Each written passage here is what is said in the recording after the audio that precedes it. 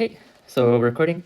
Hi everybody, this is That Sweet Intern, and today we'll be going over the LeetCode problem contains duplicate. So I'm planning for this to be the first video in a series where I go over some essential LeetCode questions, basically starting from the foundations and working up from there. So I suggest starting from the first video and trying to aim for one problem every day, and just make sure to be consistent. I also encourage you to pause if you ever need time to think, and also feel free to jump to different sections of the video. Okay, so this is the contains duplicate problem on LeetCode. So before you start trying to solve the problem, make sure you understand basically what are the inputs and what do you expect to get out. So for this problem, we are given our input as an integer array nums, and we basically want to return true if there's any value in this array that appears twice or more. And if all the elements are distinct, then you return false. Okay, so let's go back and work on some examples. Okay, so let's go over some examples. Our first example, directly from the website, is our input is array 1, 2, 3, 1. And before you look at the actual output, you should try to do it yourself and determine what you think the output would be. And remember, feel free to pause. Okay, so looking at this example, we would look at the first element, which is a 1. We haven't seen a 1 yet, so we would continue on. Then we would look at the next element, which is the number 2. And we haven't seen a 2, so we go to the next one. 3 we haven't seen before.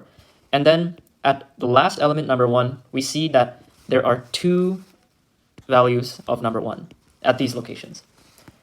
Right, so this example might seem really simple, but it's really important to get the basics before you try more complicated problems. So the output for this contains duplicate is true. So let's do the same thing for another example. Here our example is 1, 2, 3, 4. So the output of this would be false because all the elements are unique. All right, so now let's think about a more complicated example. Let's say we have 1, 1, 1, 3, 3, 4. So the output for this would be true. So now let's think about how we can find a pattern and determine the output for this algorithm. Okay, so let's start off with the most straightforward algorithm, the brute force algorithm. So one way we can think about this problem is basically check if any two numbers are the same. And we know that if two numbers are the same inside our array, then we found a duplicate, right? So let's try that method out on this array. So what we would do is start with our first number, and then we would check every other number to see if there's a match. So we would check, is 2 equal to 1? 2 is not equal to 1, so we would check the next number, 3. Is 3 equal to 1? No.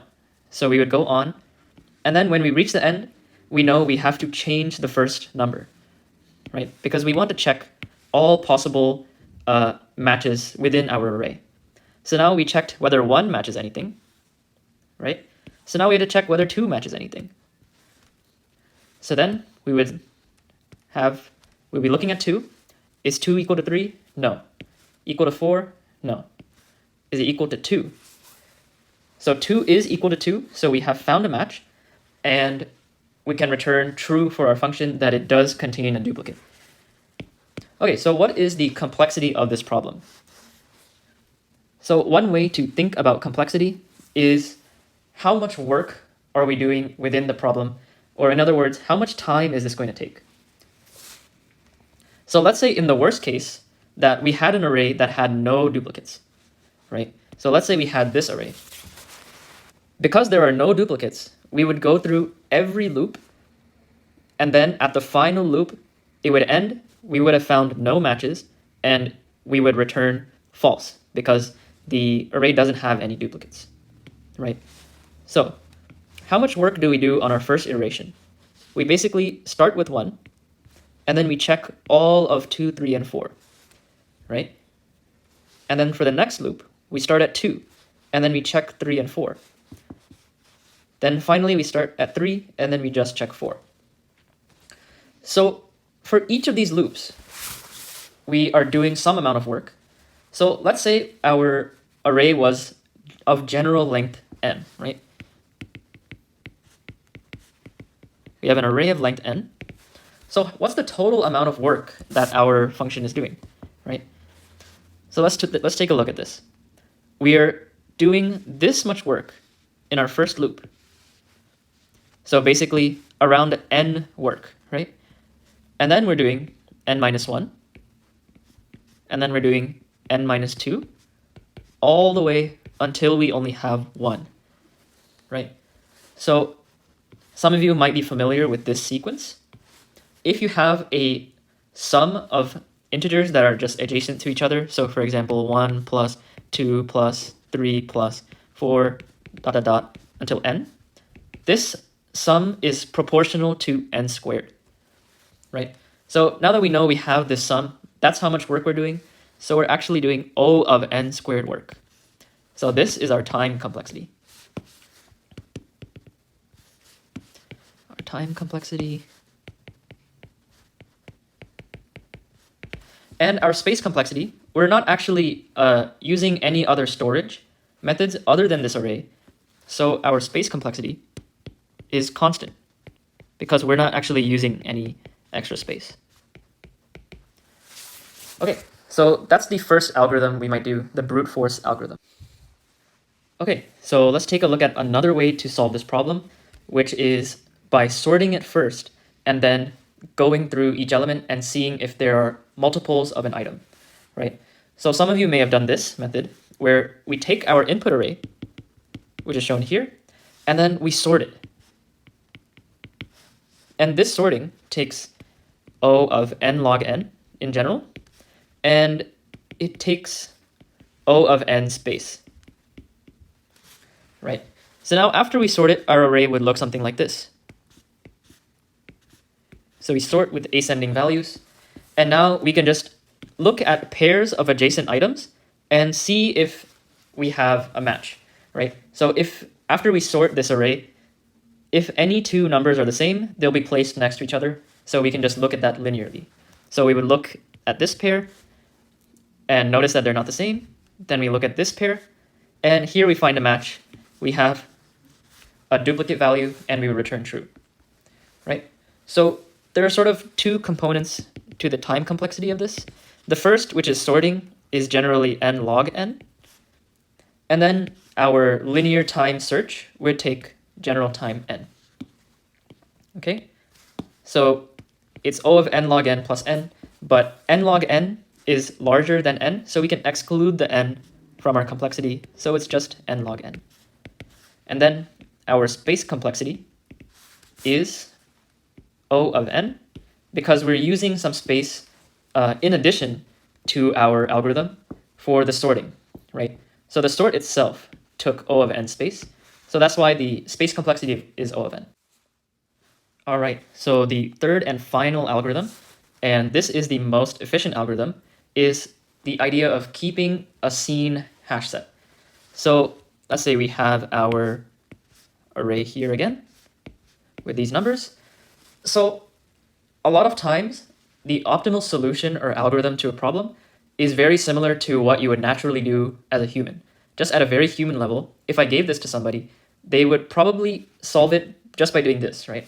So they would look at the first number, and they'd say, okay, I haven't seen a 1 yet, so there's no duplicate yet. Then 2, I haven't seen it before, so it's not a duplicate. 3 is not a duplicate. 4 is not a duplicate.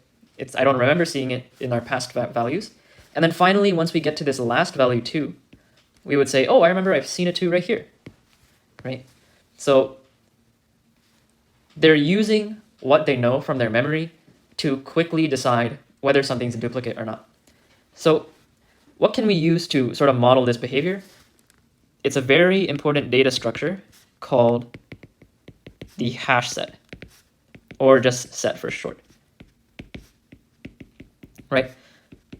So what a set does is basically keep track of items that are placed into it without storing any duplicates.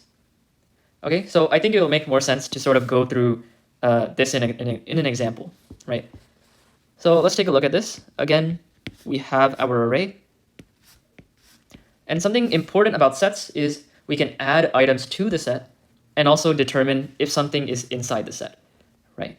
So set has two things, add and also contains,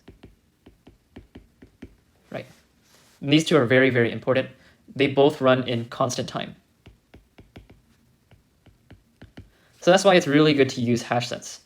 So let's do an example run through. We would start, for each element, we would check if it's inside our set. So at this first time step, our set is empty, right? So we see the 1, and then we say, okay, I haven't actually seen a 1 yet. So let's add it to our set, keep it in our memory, and then we go to the next item, right? So now we're at 2, and then we say, okay, wait, 2 is not in my set, so let's add it and move on. So now we're at 3, right? So we haven't seen a 3 in our set, so now our set has 1, 2, 3, and then 4, it's not in our set, so we add it. And finally, on the last element, we see the number 2. 2 is inside our set. So at this point, we would return true, right? There is a duplicate. Okay, so let's go code this up on LeetCode and see if it works. All right, so we're on LeetCode, and let's just try quickly coding this up. So just like we discussed, we're going to use a hash set or a set to keep track of what we've seen inside our array. Right, so here our array is called nums. So let's just put it into words, just like we're typing.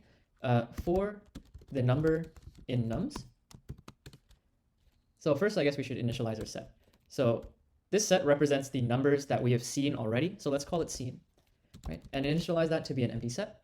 Then for each number inside our array called nums, if that number is seen, so if number in seen, that means we've already seen the number and the current number is a duplicate. So then we would return true. There is a duplicate. Otherwise, we can add this number to the set of numbers that we've already seen. So we could do seen.add number, right? And what happens if we get through this for loop and we never enter this clause, right? So that means none of the numbers inside our array, so for number in nums, if the number is in what we've already seen, then we return true. So if we ever make it past this for loop, that means all the numbers were unique. They have never been seen before, right? So in this case, we can return false, right? False because it does not contain a duplicate. All the numbers are unique. So all right, let's try this on the sample test case. So this works, and let's try it on all the test cases. And there we go. So yeah, the LeetCode timing is sort of inconsistent. So you might look at this and say like, oh, it's super slow, but there's actually an even faster way to do this. For the purpose of your interviews, it's good enough to have a good asymptotic runtime. This runs very quickly in O of n time, but there are certain functions that can run faster. So one example is, so let me comment this out. One way that people have done this problem is by doing this, something like this, return len of nums. So this is, len of nums is how many integers are inside our array. And if this is greater than or equal to the length of our set of numbers, remember, when we do set nums, it removes all the duplicates, right? So if we take the set of our array and we lose some numbers, that means some of the numbers in the array were duplicates. And in this case, the length of our array is greater than the length of the set of the array, right? So then there will be a duplicate. So let's try this. And let's try it there. Okay, yeah, so this runs faster than 99.76% of submissions. Okay, guys, so that was contains duplicate. Hopefully you guys enjoyed this video.